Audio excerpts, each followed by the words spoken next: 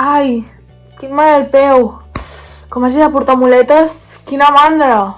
Un moment, has dit muletes? Sí, què passa? Que no són muletes, es diuen crosses. Les crosses són els bastons que ens podem fotre a l'aixella i que utilitzem per caminar més fàcilment quan ens hem fet mal alguna de les cames. El català correcte, passa'l. Ahir a Educació Física se'm va torçar la muñeca i em fa un mal. Muñeca? Què és això? Això no saps què és? Ah, tu et refereixes al canell. El canell és l'articulació que tenim entre la mà i el braç.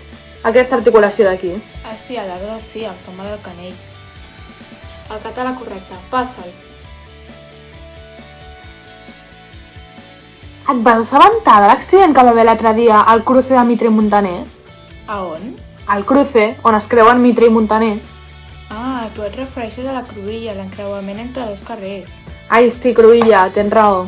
El català correcte, passa'l. M'arrepenteixo molt d'haver-me tallat el cabell tan curt. Normal, jo també m'empenediria, et queda molt malament. Penedir-se? Esclar, quan vols dir que et sap greu haver fet alguna cosa, diràs que t'empenedeixes.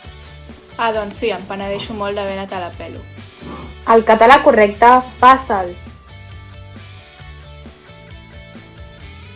Als avions m'agrada molt veure com les safates de vol donen les instruccions. A tu no? Però quines bestieses dius? No se'n diuen azafates, se'n diuen hostesses, i a mi em posen dels nervis tota l'estona explicant el mateix. Les hostesses de vol són les persones que s'encarreguen d'acollir i atendre els passatgers de l'avió. El català correcte, passa'l.